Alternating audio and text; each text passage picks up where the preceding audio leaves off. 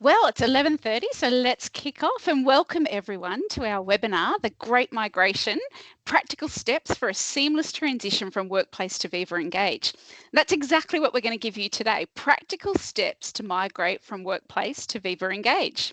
So I do want to let you know that today's webinar is being recorded and we'll share the recording once it's uploaded. But first off, I'd like to start with an acknowledgement of country. I acknowledge that I'm hosting this webinar from the lands of the Ngarigo people. I also acknowledge the traditional custodians of the various lands on which you all work today and the Aboriginal and Torres Strait Islander people participating in this webinar. I pay my respects to elders past, present and emerging and celebrate the diversity of Aboriginal peoples and their ongoing cultures and connections to the lands and waters of Australia. So I'd like to introduce you to our speakers today, and you'll see the agenda there on the right-hand side. So first up, we're going to hear from Angus Florence from Microsoft, and Angus is a Viva Engage Employee Experience Specialist, and he'll be giving you an overview of Viva Engage and answer any questions that you've got about Viva Engage. Then you'll hear from SWOOP Analytics CEO, Kjaer. And at SWOOP, we've been benchmarking Workplace and Viva Engage almost since Workplace started in 2016, all using real life data. So now we've done a comparison between Workplace and Viva Engage to show you how they stack up against each other. But more importantly, Kjaer will show you how you can use this data for a seamless transition to Viva Engage. And then we've got the showstopper. You'll hear from how HOYTS Group successfully migrated from Workplace to Viva Engage with the help of Engage Squared. So you'll hear from Jessica Tesoriero, who's the Talent Development Specialist for HOYTS Group, and from Andrew Polydorou from Engage Squared. And I should also introduce myself. I'm Sharon Dawson and I'm the Director of Communications at SWOOP Analytics. So we'd love to make this webinar as interactive as possible. So please use the Q&A at the top of the screen to ask questions. Just ask them as we're going through each speaker so we can keep on topic, and I'll keep an eye on those questions and I'll jump in and ask the speakers. So just before we begin, I just want to remind you of the workplace timeline. We've got a little timer ticking there because you can see we've really only got about a year to get everything sorted. So I'm sure many of you have loved Workplace and you've invested enormous amounts of time and money into making it successful. So I think it's fair to say that this is an unwanted pain for many people to have to migrate from Workplace. So let's look at this forced migration as an opportunity to really clean up your network, decide what you want to get out of it, and make a new start on Viva Engage. And that's what we're here to help you do today. So there's the workplace timeline. And I'm going to hand over to Angus now to tell you more about Viva Engage. Awesome. Thank you, Sharon, and welcome everybody. Appreciate you taking time out of your day to come and listen to us. My name is Angus Florence. For those of you who haven't met, I see a lot of familiar names on the call, but if you haven't crossed paths before, I'm what they call an employee experience specialist here at Microsoft. So it sounds fancy, but I basically look after all things part of the Viva platform, and obviously Viva Engage has been part of that for the last couple of years. But my background, I actually just ticked over 12 years at Microsoft this week, and I've spent a lot of time working with customers all over the world around doing successful Viva Engage launches. So I'm excited to share some stories today and what we've been doing. So I'll get straight into it because we've got lots to cover, and you probably don't want to hear from me. You want to listen to Kjaer and Jessica. So let me kick off and maybe just give everyone a quick update about what's happened over the last few years. Right? Some of you may have seen a previous product called Yammer, but I can promise you there's been a huge amount of investment and improvement. And we rebuilt Viva Engage basically from the ground up a couple of years ago, and really as a core piece of the Microsoft 365 platform. So I'm going to share some of the newer stuff that we've released in the last 12 months or so, but certainly reach out to me if you want to go deeper into these things. So when we think about Viva Engage, we sort of built it out into, if you think about where it sits inside the Microsoft ecosystem, we've obviously got Outlook and Teams and SharePoint and all kinds of stuff. When we rebuilt Viva Engage, we wanted to make sure it made sense within those existing channels, but also obviously integrated into those channels as well. So it's really the place where we come to build communities across our organization and allow employees to come together, whether it's communities of interest, communities of practice. It's obviously a core part of Viva Engage. It's a place where we want employees to be able to share their ideas, their feedback, their experiences, really a place where they can belong at something bigger than just their job and their team. We spent a lot of time and effort, I'm going to go through this today, around how we can empower your leaders and your communicators to make sure that their content and their messaging is reaching the right people at the right time, and it's two-way and it's scalable and measurable, even more importantly. And then the other piece that we found a really niche use case for Engage is around this idea of knowledge, right? How do we capture that tactic knowledge from across all those experiences that your employees have, projects they've worked on, and how do they find SMEs and that type of stuff? So a lot of work around that as well, which we'll cover today. So just, most of you if you have an existing Microsoft license, you will have all these already. You actually already have access to Viva Engage, right? There's no additional cost. It's built into all Microsoft 365 customers. You get access to communities where you can obviously create and join them, public, private, official, restricted, and you get some very basic analytics, but that's all built in today. You can start with that right now. We also have recently launched, or the last couple of years, launched what we call storylines. This is really a personal page where, particularly for leaders, use it a lot, but it allows you to share your own story, be a bit more authentic. You don't have to be in a community. It's kind of your own space where you can share top of mind thoughts, that sort of stuff.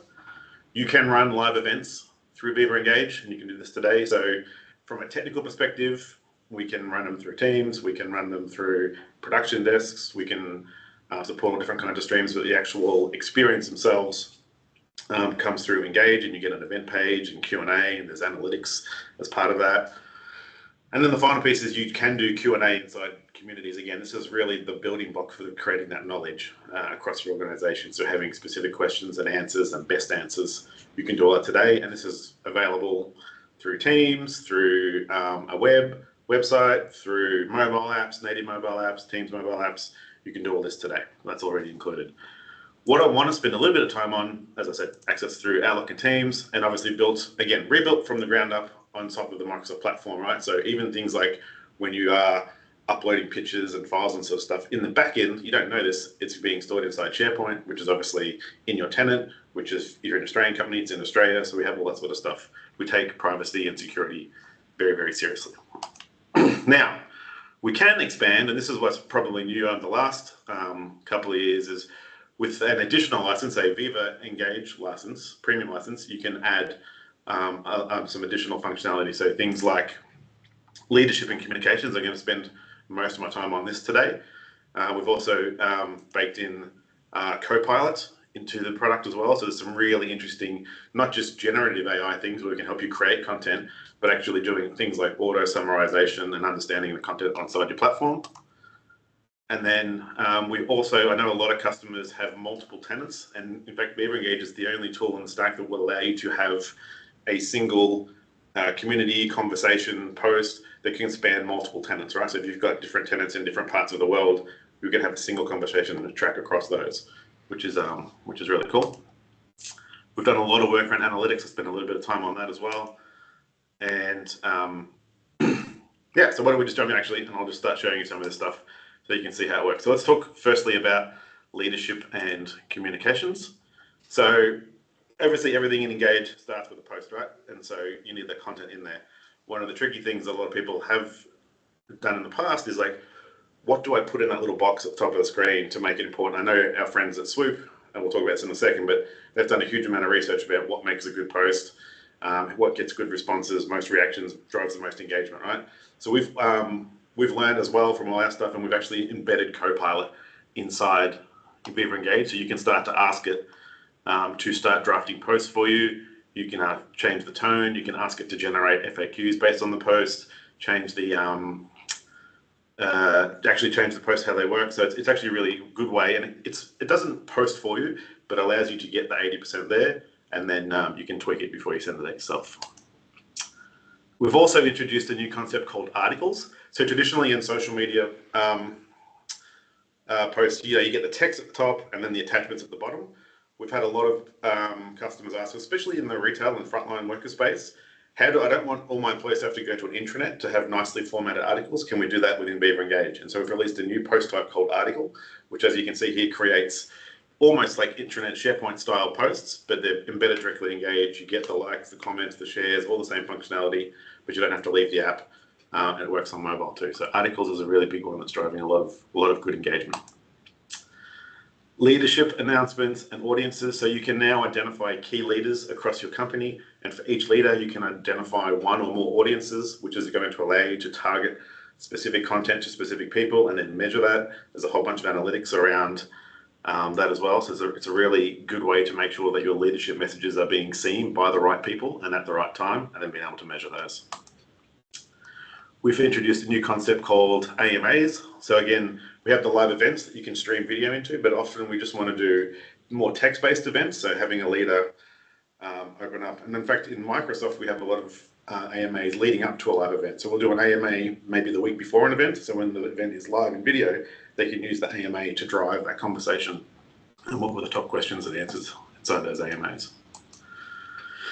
And then we pull all that leadership and communication stuff together in this new concept called Leadership Corner, right? So it's basically, we still have the home feed, and you can customize that, but Leadership Corner basically brings, as I log in, all the messages and content from my direct chain of leaders into a single place. I can see any AMAs coming up, any events, any campaigns they're supporting, all that kind of stuff. So again, really making sure we can cut through the noise and make sure those important posts really stand out inside the platform. We also have introduced this idea of official campaigns, right? Where you can create a campaign page, it can be branded, we can add a goal, so it could be money raised, hours donated, and then we can pull all those conversations across into a single feed. And then again, there's analytics in the background where you can start to track that. And we're finding with our customers that campaigns is a great way to drive engagement across your organization. Angus, can I just jump in here? There's a couple of questions just before you keep going. These are back to some earlier slides. So is there any difference in feature set when we, in feature set we get in Viva Engage based on E3 or E5 type of M365 license? No, it's exactly the same whether you use any of the E licenses, any of the F licenses for frontline, or the A licenses for academic. It's all functionality is the same across all. Great. And there's a couple of questions about Copilot. So if we have an M365 Copilot license already, does it cover Viva Engage too? No, this is Copilot built into Engage. So probably I get the question on the other side. If we don't have M365 Copilot, can we use it in Engage? And the answer is yes. So it's actually Copilot just within Engage itself. It's its own Copilot. Okay, and a similar question, does the version of Copilot embedded in Viva Engage make calls to Bing, the web? No, it's completely contained within the Engage platform. So it's only drawing on your own content within that. I can send, after I finish here, I'll drop a link in how the Copilot in Engage works, if you like, from a technical perspective. Thank you. And just one more question, I'll go back to you. Do Microsoft offer assistance to organisations wanting to roll out Viva Engage for the first time? Excellent question. Excellent question, and absolutely we do. We have a ton of adoption materials that I can share so you can do it yourself. We have fast track teams. We have what's called CSAs, so clouds, I don't know what it stands for, Cloud Solution Architects. Basically, think of them as CSMs that you may be familiar with. We also have an excellent collection of partners we work with, Engage Squared and SWOOP being two of the best that I've worked with. So there's lots of support helping with that. So happy to connect with, I'm not sure you saw the question, but I'm happy to connect you with those people if you need to. Yeah, and Angus, just I guess this is a really relevant question for a lot of people with AI. Is there an option to actually disable Copilot? Yes, all these features can be turned off. Yeah, great. Absolutely. Over to you. Sorry to interrupt. Targeted to certain users, like so you might just give it to the comms team as opposed to everybody. So you can turn that, you can control who gets it as well. Right. All right, great questions. Keep them coming. Let me move on to the next section, which is around this AI and knowledge sharing piece, right? So this is, again, a lot of investment we've done in the last couple of years. So as I mentioned, in the M365 version, you can have Q&A inside communities.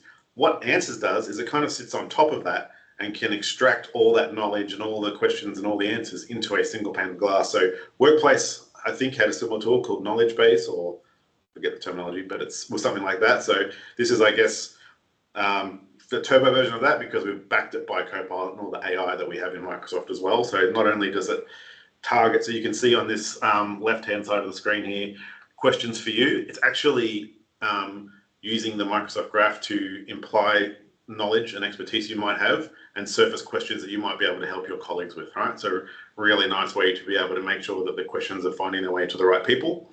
But you can also go and check, and you can follow different activities and different topics as well. And you can see, once we start to build that knowledge base up on the right there, with people are starting to type a question, it's using that knowledge base to bring back answers before they even finish typing the question. So you get a bit of an ROI based on that knowledge as well. And then that feeds all kinds of things like M365 Copilot in the background.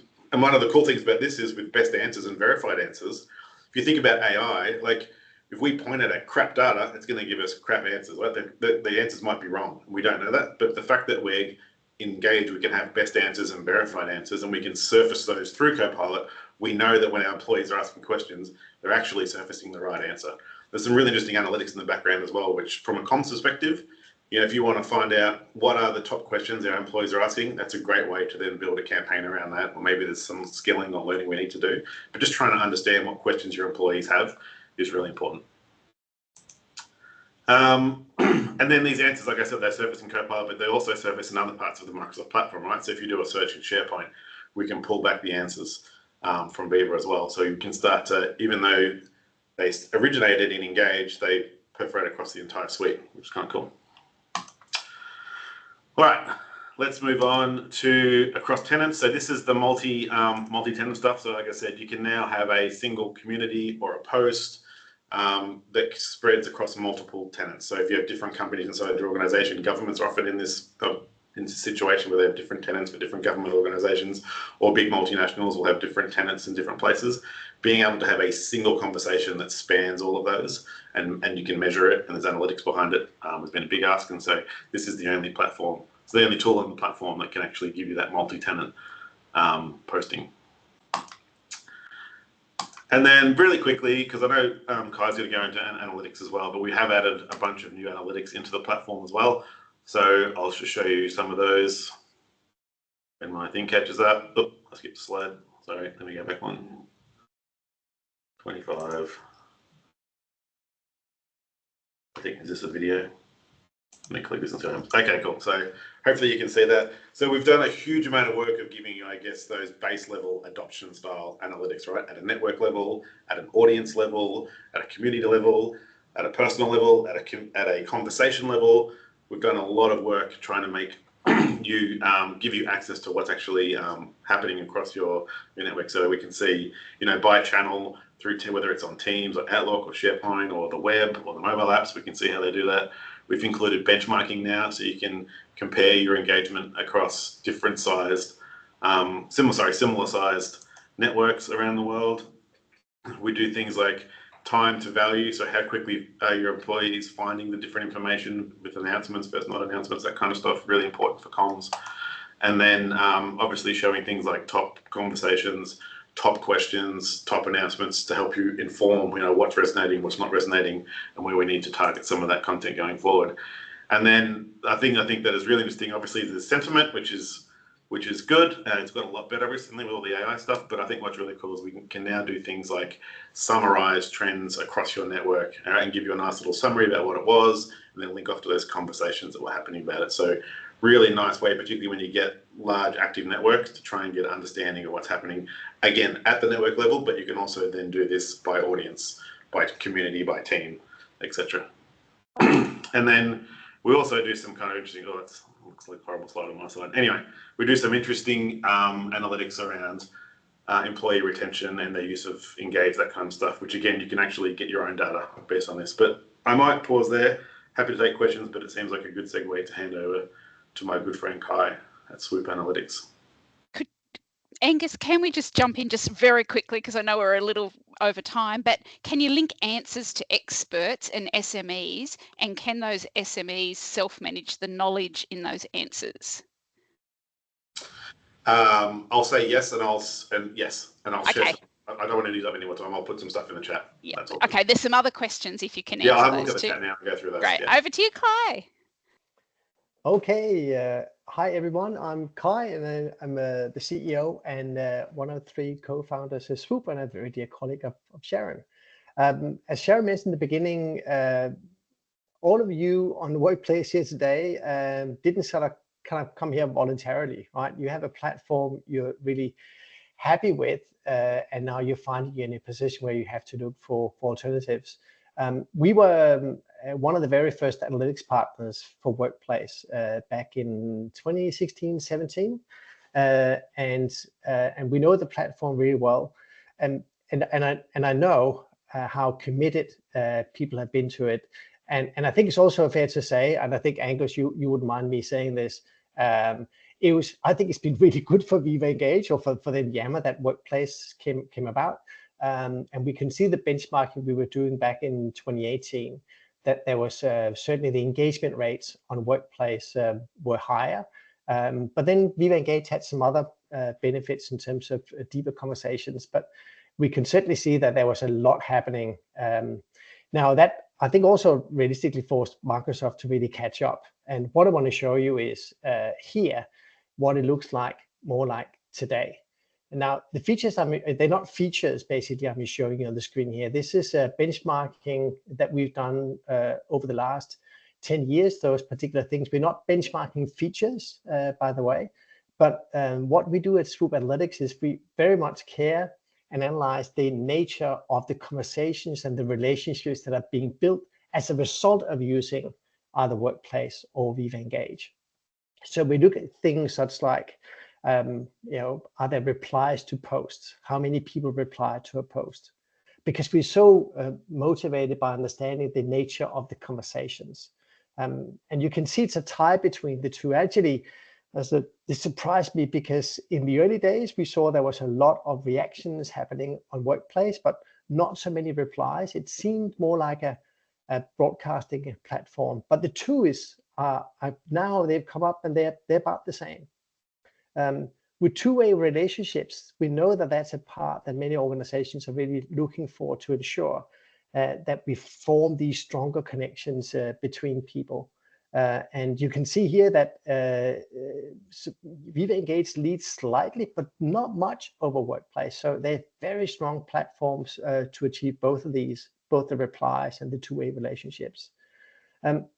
We looked at what we call the influencer risk score, and that's really to find out how much are you relying on a small number of people to drive all the conversations and drive the interactions on Workplace and Viva Engage. And again, that's a tie. Interestingly, when it comes to public messages, there's a higher proportion of those. So where we have more open, transparent conversations on Viva Engage, and it's a bit lower on Workplace. But I also think you'll find, and I'm sure Engage Squares is going to cover this, that you'll probably find some of the things that would have been private groups on Workplace will probably find them setting up teams on Microsoft Teams. And maybe that's where smaller groups would find a more natural home. And then Viva Engage is left for these typically larger, more open, transparent communities. What surprised me actually, what you see there called the curiosity index, there we measure how often people ask questions. And it's actually a really important aspect of social interaction, asking questions. You can see a lot of the questions are coming through the Q&A here, and we wouldn't have much discussion on the call today if it wasn't by all the great questions you're asking. And Viva Engage does seem to have a higher proportion of these questions being asked.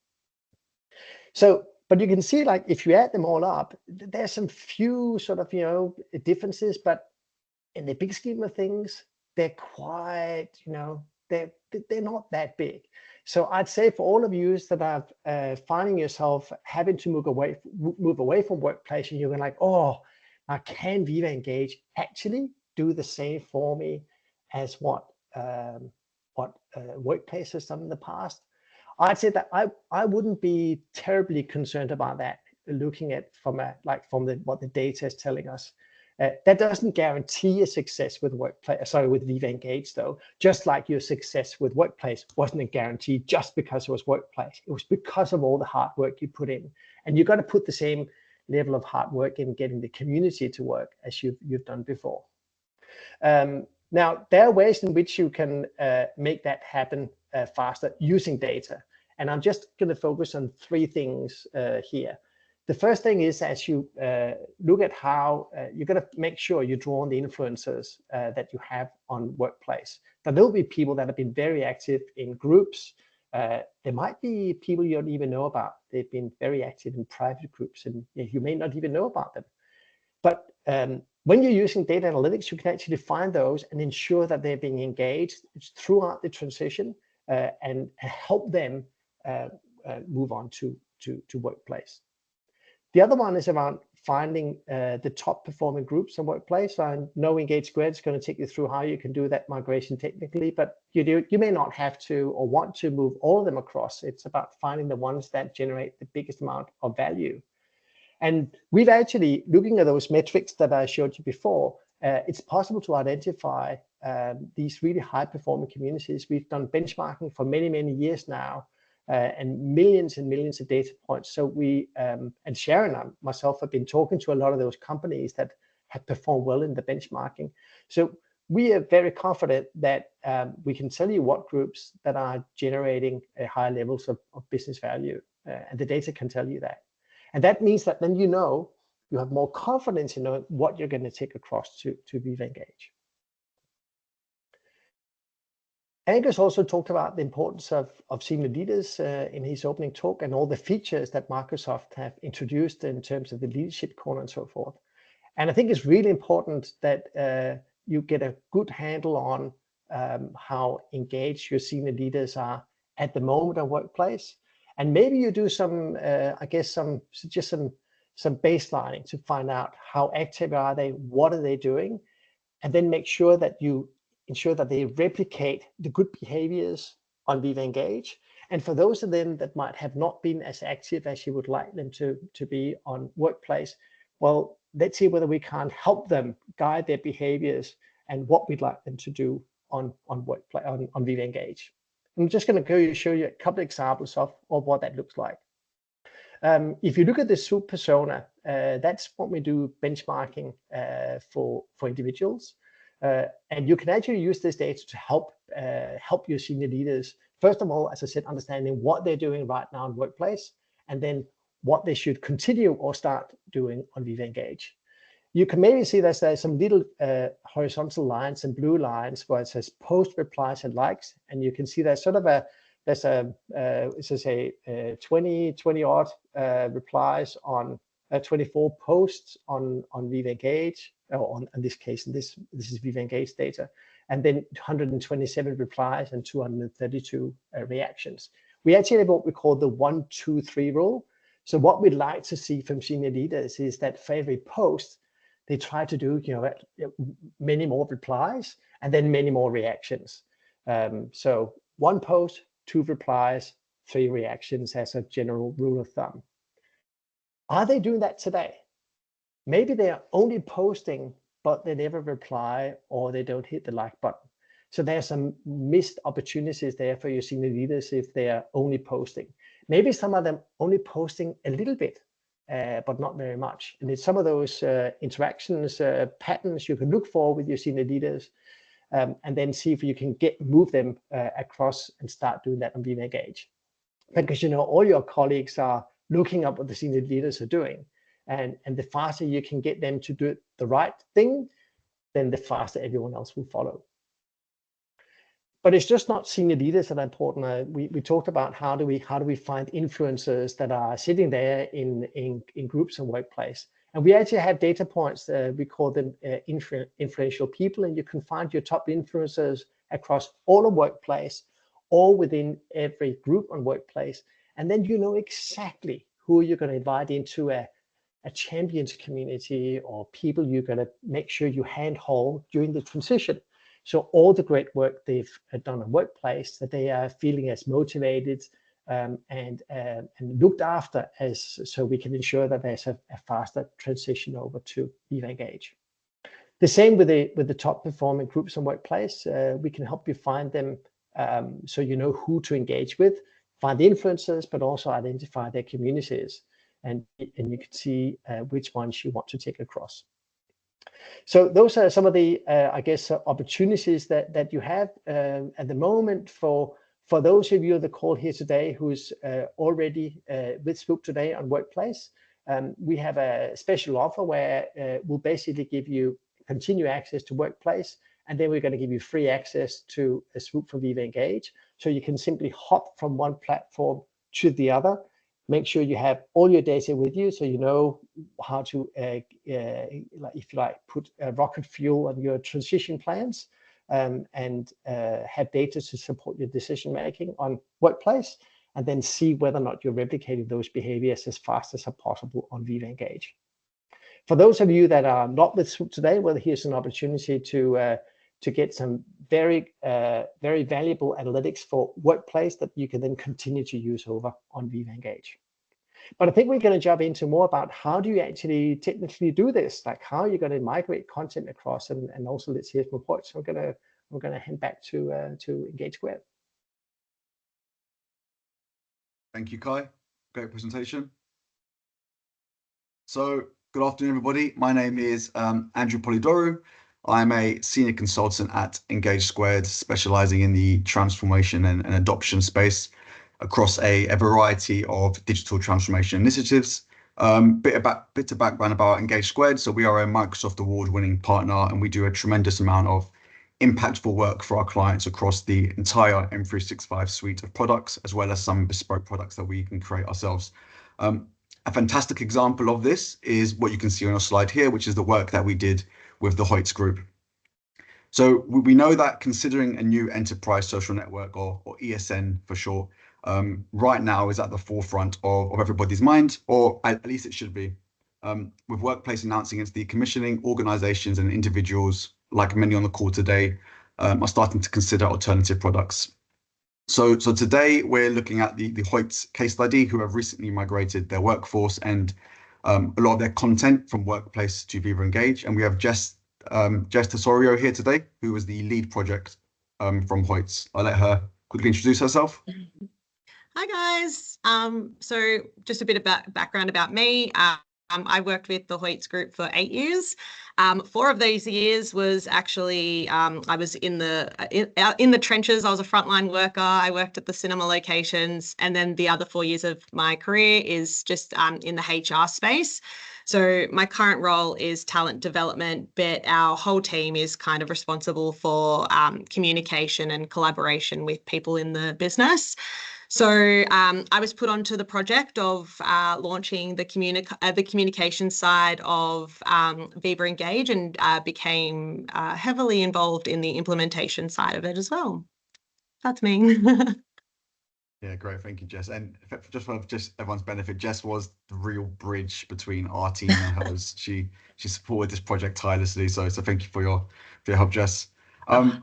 A question for you from me is, could you tell us a bit about the journey? What challenges were you experiencing, and why did you want to make that switch to Viva Engage?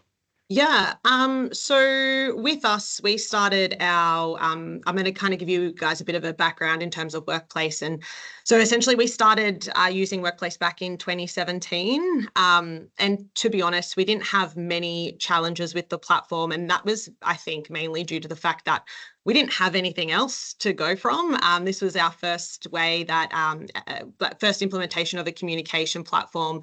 So like, from the frontline perspective, the only way that they were usually learning about things that were happening in the business was from their direct manager. There was no real ability for them to share information with other locations from other states, let alone New Zealand, because we have cinema locations across Australia and New Zealand.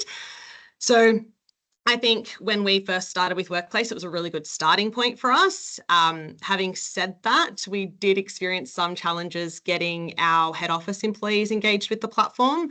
And that was mainly because they had other forms of communicating with each other, whether that was through emails, through Slack, or through Teams. So they had, unless they were directly communicating with the location or with people within the location, like from the site perspective, there wasn't really much engagement from head office. Our decision to migrate to Viva is probably a little bit different from everyone else's, because Workplace by Meta was hadn't announced that they were removing that feature. So our integration was really due to the fact that Microsoft really integrates very well with Viva Engage, and we use a number of Microsoft platforms already. So we thought it would be a really good way to leverage that relationship. But also we did a migration for our frontline crew to get access to Microsoft Teams. So it's kind of both migrating both platforms then. And we really liked the fact that it integrated really well with Teams. Sorry, so we were able to have all of our key tools in the one place. So it was kind of a no-brainer for us. Yeah, great. No, thank you, Jess. And I think you touched on a few of those kind of challenges that we had to work through to ensure a successful transition. And I think for us, the way we positioned that project approach was through kind of 3 core phases that you can see in the slide here, which is underpinned by the pro-site ADKAR model of change. So phase 1, it was around discovery for us. So we worked closely with Jess and her team to gather requirements for both the people-centric needs and the technical requirements to inform and develop a migration and enterprise social network strategy. We then moved into our people enablement phase, where we started to tailor our change, training, and adoption activities specific to HOYTS' communication goals, as well as the inclusion of a brilliant launch campaign, which you'll see in the next slide, to help drive that awareness and desire and get that adoption levels of Viva Engage up. And this was all obviously backed by the comprehensive migration approach that we created in the migration phase. So I will talk about migration in a bit more detail later. I'm sure we've got lots of questions about how that looks and feels. But yeah, in the 3rd phase for this project, we moved into migration, where we started to migrate that business critical content and groups from Workplace to Viva Engage. So just on the topic of that launch campaign, Jess, we love creating it. I personally love creating it with you. Big fan of the Barbie launch campaign asset here. Could you share some of the tactics that you used internally to launch Viva Engage and Teams to your frontline workers? Yeah, of course. So with us, communication was the #1 thing and pretty much our main tactic for making this to work. With change like this, you want to make sure that you're bringing everybody along the journey as much as you can. Otherwise, like, you don't want to just wake up one day and be like, yeah, here's a new communication platform that everyone's using, say goodbye to Workplace. Now here's Viva Engage. So we wanted to make sure that we were kind of raising that awareness. So we did that through having meetings with our senior stakeholders in the business, making sure that they were aware of the change and kind of generating that hype. But then we also used these amazing social tiles that you guys created for us to kind of let them know, like, this is what's happening, this is when it's happening, and making sure, like, we were, I guess, letting them know as much as possible, and yeah, trying to bring them along that journey with us. We also utilized the toolkits that you guys created, just so then that way people knew about the platform, what it would look like before they eventually had that access to go into the platform. So it's really about making sure we could communicate as much as we could, and generating that hype. Another tactic for us was to migrate data across, which we only did about 12 months of data. And that was just so when people did go onto the platform, there was something for them to look at when they got there. And I think someone mentioned this earlier about kind of culling some of the groups that you have on Workplace. It's a good time to start fresh. We had 500 groups on Workplace and not all of those were being used. So we also used that opportunity to kind of cull it to what was relevant, and then bring that data across, and then anything else we were happy to start just like fresh. Like, I don't know if any of you guys have kind of like your own corporate communities, like we have a Fur Friends ones at HOYTS, so yeah, that one we were happy to kind of start fresh with. But yeah, that was kind of our tactic to kind of go in and make sure we're bringing everyone on this journey. No, brilliant. I think everybody loves those pet pics on Viva Engage. It's the first community that we see created every time we work with a customer. Great. And I think the results really speak for themselves. You know, we've got some examples here of how you've been using it and consuming the tool since we've migrated over and you started using Viva Engage. So as you said, we migrated those 300 high priority groups from that original 550. This included over 36,000 threads, including posts, photos, videos, and comments in that like-for-like migration. We supported the unification of HOYTS corporate and frontline workers. I think 89% of your staff are frontline workers. We managed to unify their tool use, moving away from disjointed tools like outside the M365 environment like Facebook for Meta.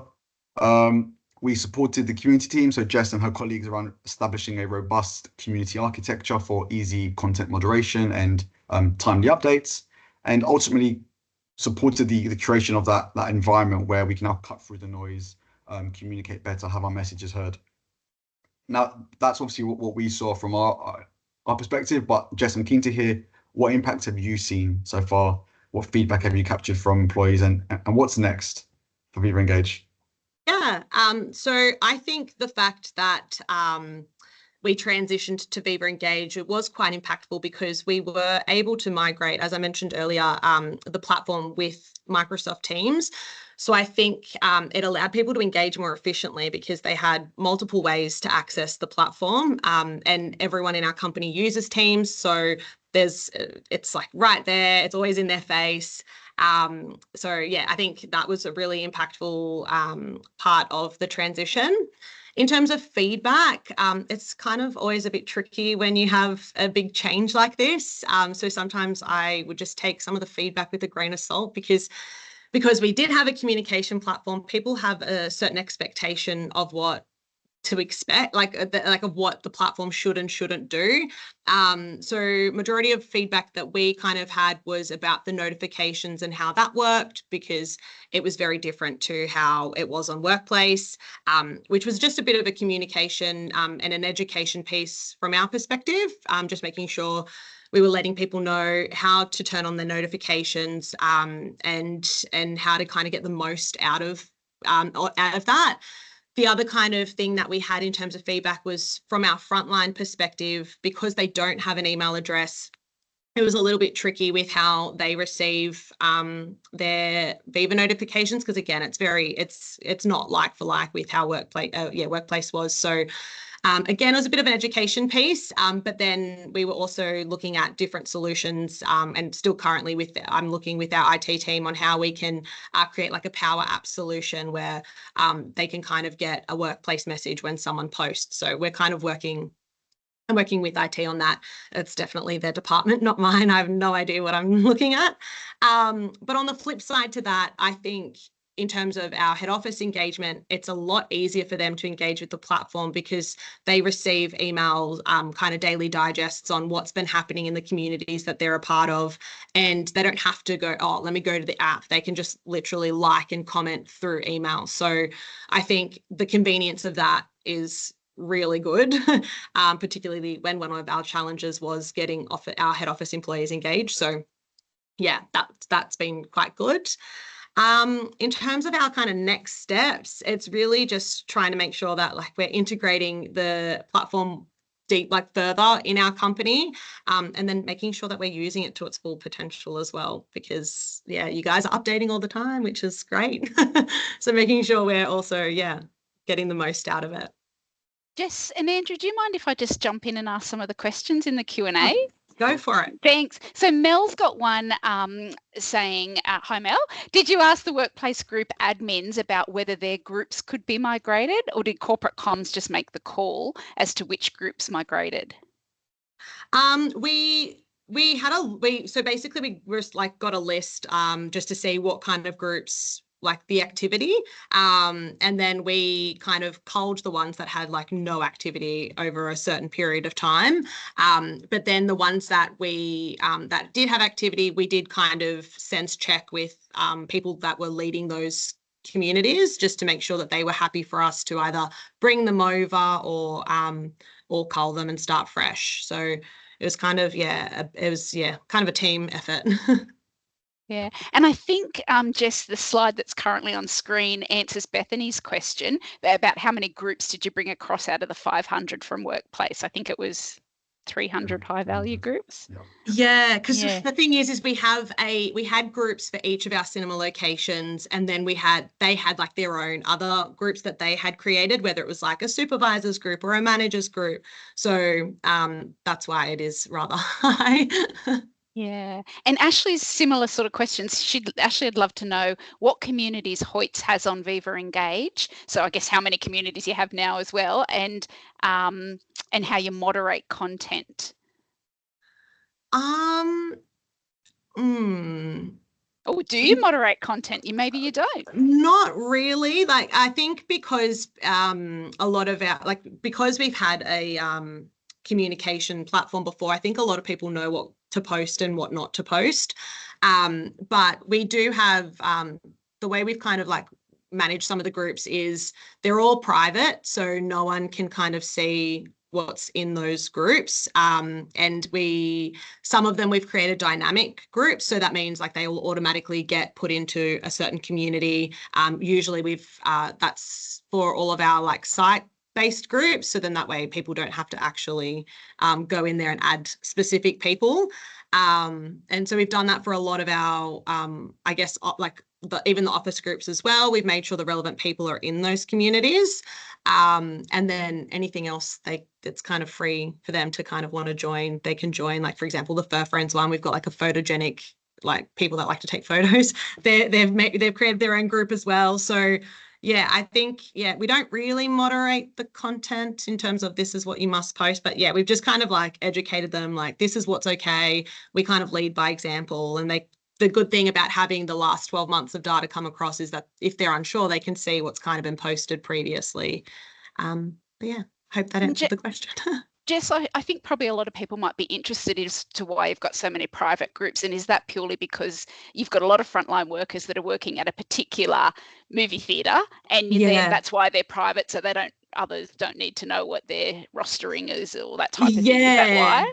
Yeah, pretty much. Because, particularly from our frontline workers' perspective, a lot of the groups are like, who can take, like a lot of the comments, like, who can take this shift, or who closed last night, and things like that. So, just to kind of, limit the noise, I guess. Yeah. And just the last one, sorry, Andrew, from Bethany again, have you found activity levels on Viva Engage similar to what you saw on Workplace? It's a really good question. Yes. It hasn't been like there's no huge drop. I like looking at certain posts like that we've posted on Workplace versus what we've done on Viva Engage. It's very much like for like. So we haven't seen a drop in engagement, which is good. And Andrew, just this one for you about the migration. In migration, do people's storylines start from scratch, or will it include migrated content? Yeah, so what that question is probably referring to is the home feed, or on my feed or my profile from Workplace to Viva Engage to Storyline. So currently that does not migrate, but it is in our continuous improvement list to add that as a feature to the tool. So it will be available. We find that most clients and organizations don't really want to migrate that content over anyway. Typically when we're migrating content, we try to look at what's business critical to ensure business continuity, as opposed to some of the nice to haves. So as you saw with HOYTS, they culled quite a lot of the content because they only wanted to get the core information over, and then try to start with a fresh start as much as you could. Over to you, Andrew. All right, thank you. So apologies, everyone's gonna have to say goodbye to Jess for now. So thank you, Jess, so much for your time, and we loved working with you. So thank you so much. Hopefully we can do some great work in the future. Oh, thank you. I think the reason why we hit our timelines was a big thanks to yourself and Ian. So it was our pleasure to work with you guys. Thank you so much. We'll be in touch. Bye. All right. So moving away from HOYTS, sadly, how does that approach now scale out to other organizations, to prospective customers, to people like everyone on the call today? How does that apply to you, and how do you reap the benefits of migrating to Viva Engage with Engage Squared as a vendor to support that journey? So adopting an enterprise social network like Viva Engage for me is really crucial and pivotal for modern work. It serves as that bridge between the workforce, offering a fun, engaging, and really powerful social features.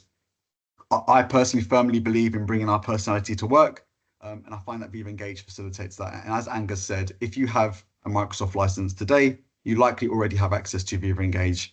It offers that familiar looking feel, that polished product appeal like the rest of the M365 suite.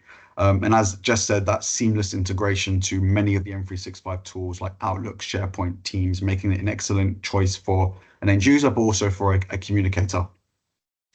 But switching it on is only, for me, 1% of the battle. You need a comprehensive approach and process to transition successfully. And that's where our plan, our Engage Squared approach can come in.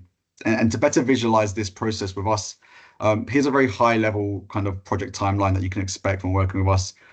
Obviously, specific activities depend on the scale of the approach, the amount of content you want to migrate, and we can discuss some of those examples at each of these phases as I continue this presentation. Just one thing to really mention is our process is underpinned by the ProSci-ADCAR model of change, which is the gold standard in supporting some of these change initiatives.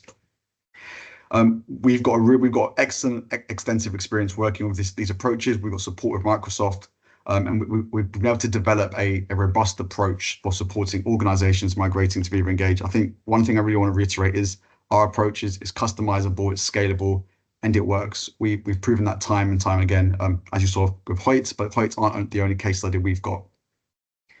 Now, we typically structure our engagement in 3 phases, as you can see on the slide here. So phase 1 is that discovery and planning, where we conduct both technical and people-centric discovery workshops to ask questions and to consider things like, what's your organizational communication goals? What change activities do we require to mitigate risks? What content groups and business critical information needs to be migrated, and when? We then wrap that we encapsulate all of that information and wrap it up into a migration and enterprise social network strategy, which encapsulates all of our findings and recommendations. And then we move into phase 2. So what phase 1 allows us to do is tackle that awareness piece. So now that you're aware of what factors need to be considered, we can now move to engagement and configuration, where it is predominantly the bulk of our activities. So we start bringing in the wider organization into the program, driving that desire, upskilling and uplifting individuals' capability. We take our findings from discovery to configure your Viva Engage tenant as you want it to be, aligned with your objectives, community architecture. And if you do go down that migration route, we can deploy our migration tool and begin those migration preparations. Alongside that, we will begin our change initiatives to start focusing on the heart of any enterprise social network, the people who use it. So we can host a series of training sessions, coaching to enable your communications team, your leaders, your end users, your community admins, or what you call in workplace, your group managers. And then we can also look at delivering really powerful launch campaigns or driving key messages through communication support, like what we did with HOYTS. And then finally, we get to phase 3, which is about sustaining that adoption. So here we can start to look at ways to improve adoption, sustain those adoption rates. We can look at things like the admin center for usage analytics, we can implement a variety of custom automation workflows. So at Engage Squared, we've got a lot of workflows that can automate some of the common Viva Engage challenges, such as onboarding and offboarding, community lifecycle management, compliance, and reporting. For customers who go down the premium license route, you also get access to advanced analytics, and we can combine all of that quantitative information with qualitative information that we capture from feedback, surveys, interviews, and focus groups to inform a comprehensive adoption benchmarking report and a timeline of recommended initiatives that you can take to continue to drive that adoption. And now for the most exciting part, I think, where people can have a lot of questions to ask. So bear with me, I'll try and talk through this and then we can see what comes out of it. One thing to know about this migration process that we've got, whilst it may not be the only migration approach in the world for migrating content from Workplace to Viva Engage, we are absolutely at Engage Squared the most experienced. So we have 10 years of working with this tool. We have multiple case studies which we can share on our website, we can put in the chat as well, spanning a variety of industries, organizations, content types, each with unique challenges and their own goals. We were the first vendor to partner with Microsoft using this migration approach. We've got a highly developed relationship between the product teams. We know the limitations of the tool. We know what works, what doesn't work. And our experience with this tool is what truly sets us apart from the rest of the competitors. So I hope, before I talk about the approach and how it works, I hope that gives you some confidence and assurance that by going through the migration approach with us, you are making an excellent and the correct choice.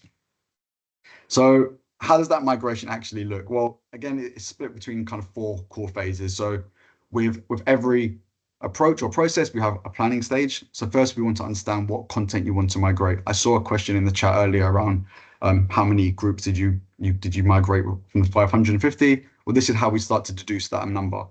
So we work with you through discovery sessions and we analyze your current state in workplace. We export your usage analytics to ensure we're only migrating the content business critical to you to ensure business continuity. But also crucially, we don't want to lose any of those cute pet pics. So we need to make sure we capture those in migration. We then move to deployment. So what we do now is deploy our tool into your Azure environment. And a really big point to reiterate on this is your data never leaves your environment. Nothing is taken externally, and there is no security or data risk.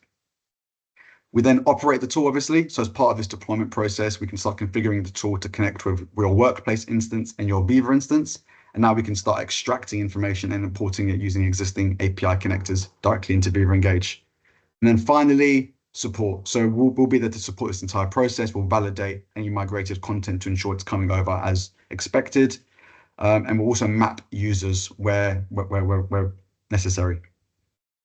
And just to show you how that looks, I'll be very quick in terms of the content that migrates. It's coming across a little bit blurry on my slide, I think some latency issues, but I can quickly kind of talk you through this. So as you can see on the left, we've got a post from Workplace that's migrated perfectly like for like over into Viva Engage. It takes the comment order, the GIFs, the attachments, the tags, the user, the dates, and the way it migrates the post, we'll have a timestamp on it to say when it was first originally posted. So you know, as a new user, this isn't a new post, this is a migrated post, and you have those clear timestamps to indicate that. Similarly here, so what you can see in this screenshot, maybe not so clearly, but at the top we have a user who has now left the organization, but their post is still being migrated over. So what that does, we can set up a historical username. This can be configured how you want it. In this case, we've used historical user. So you know that that user is no longer works for the organization, but we have to give them or assign them a name in Azure directory. Videos copy over like for like, reactions, everything. So it's a very great tool that, like I said, converts or migrates content like for like over in both desktop and mobile format. So with our 4 minutes left, I'll just quickly close. So if you are interested in finding out a bit more about what that process could look like, or if you want support around some of the change activities, we've put together a themed kind of checklist of questions you should start asking yourself or your organization to consider ahead of a migration around your current state use, your licensing approach, migration scope, and then what support you need around people and change. So if you do want to find out a bit more about what we can do to help you, there's an email on the screen there for you to contact, or we've got many people in the chat who can answer some questions. Andrew, thank you so much. We've got heaps of questions we'll try to get to, so we've got a few minutes. Angus, this one's probably for you. I think you've been answering some of it in the chat, but can we post on behalf of leaders on Viva Engage's basic plan, or post from a team account instead of from a personal account? Yeah, so you can do that in the basic plan. You can post on behalf of anyone. You can set up, so as a leader or as a individual, you can set up delegates, and you can set up a delegate manager who can then manage the other delegates for you. So that's all included with your current licensing. And yeah, if you want to do it as like a team or like a shared account, you can do that as well. You just make that shared account a delegate of the person you want to post. Sorry, if you want to post on behalf of that delegate. So yeah, it's all included. You can do that. Thank you. And Andrew, how are you able to write to Viva Engage as the user from Workplace? Don't you have to log in as that user to be able to post as that user within Viva Engage? I'm not sure I understand that question. Sorry. Boris, do you want to just elaborate on that a little? Oh, hang on. There's another comment coming. No, that's... Okay. All right, Boris, maybe just jump in and add a little bit more. Tom's answered the question, I think. Oh, good. Here's another one. Andrew, what are the rough timeframes we can expect for migrating from Workplace to Viva Engage? How long did the process take with HOYTS? Good question. So it's a question we get quite often. We like to position our project timelines around 8 to 10 weeks end to end. This really varies depending on the content you want to migrate. If you want to migrate 6 months of data, it can take less time. If you want to migrate 5 years of data, it's going to take a bit more time. These are really good points and questions that come out of discovery that can inform how long this is going to take us. I think my personal recommendation is up to 12 months of data as a ballpark figure. I think as an organization, you need to ask yourself, is there value migrating this content over? What does it mean for our new enterprise social network? And then similarly, some organizations like to start from scratch. So that could be another thing you can consider, and maybe just migrating a basic structure. But it's really hard to give you that number without having those conversations and understanding the scope. But Yeah, I think 8 to 10 weeks is a kind of ballpark figure. Yeah, it's a good time frame. Thank you. I just want to add something just very quickly to that. So beyond the actual data migration, we've done quite a few customers, even before like HOYTS moved across, before Workplace decided to shut down. But one of the advantages you have coming from Workplace is that your employees have built those skills to post in social networks. Often that's the hardest challenge, right? Is getting people to understand how to post, what what works, what doesn't work. But you guys have all those skills already. And so often we find these Viva Engage networks become successful very quickly because when you don't have to go through that change management. Sure, you have to change platforms, but not learn new skills necessarily. It's been quite interesting. Yeah. Really good point, Angus. And Kai, I think you started to answer this question, but this is a pretty, I guess, contentious question. In what instances would you say it's not worth implementing a new enterprise social platform? Well, I can't think of any. No, joking aside, I mean, if employee engagement and employee communications is important to you, and I think for most organizations it is, there will be situations. I mean, for those of you who are in Workplace, it's almost like, well, why would we just scrap Workplace now it's going away and not replace it with anything else?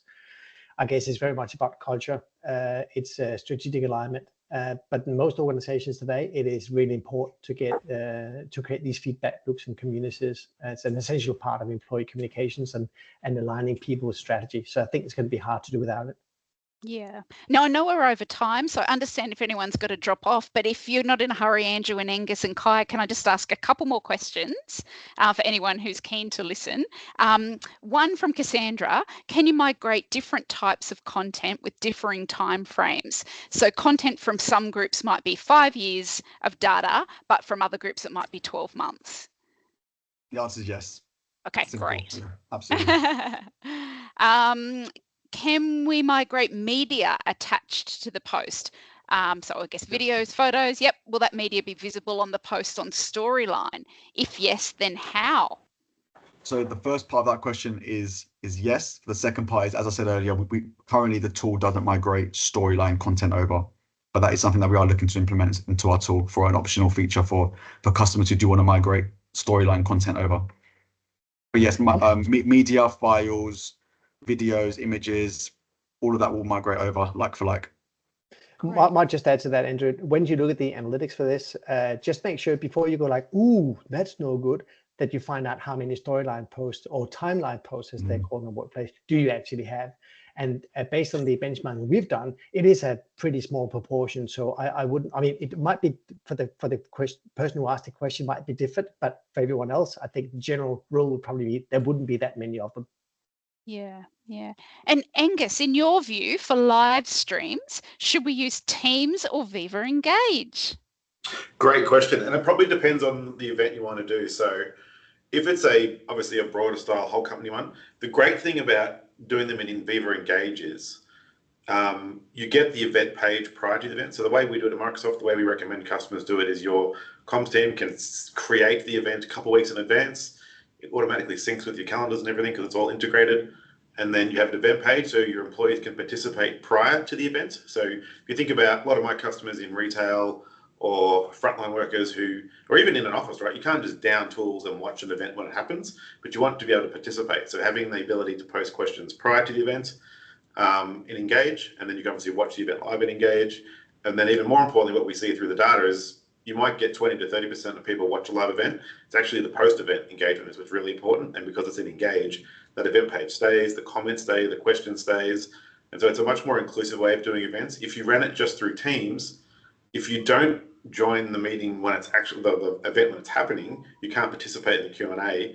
And if you watch the recording, it's just a recording, right? There's no other context. You can't ask questions. The conversation doesn't move on. So it depends on the event and how you want to run it. From a technical perspective, there's no difference. You're actually producing them both in Teams in the back end anyway. It's more just what's the experience for the end user. Yeah, we've got lots of case study experiences of exactly that, Angus. And I guess there's some people who don't feel comfortable to ask questions in a live Teams event, whereas when it's on Viva Engage, a day later, they've had a chance to absorb the information and then ask their questions. So there's a lot of value doing it in Viva It's Engage also that way. great for the people running the event, because they can actually get context. What's top of people's mind? What are the questions they're going to have that they can prepare for, leading the lead up to the event? Yeah. Yeah, and here's another question. When we've tried to write media to Engage using API, it doesn't appear to allow you to add that image to the Engage post. That's for you, I guess, Angus. Maybe for me as well. Well, for you. I'll Less pass of a that one to question, more of Andrew. a statement, but I guess the short answer is that's why you come to a partner like Engage Squared with a specialist tool that can enable that. Yeah. Well, everybody, thank you so much for joining us today. If anyone's got more questions, keep popping them in the Q&A in the chat, and we will just go through those, make sure everything's been answered, and we will share a recording of this once it's been uploaded. And thanks very much. And if anyone's got any more questions or would like to reach out to all of us, we can all put our emails and company website in the chat. Thanks again. Thank you all.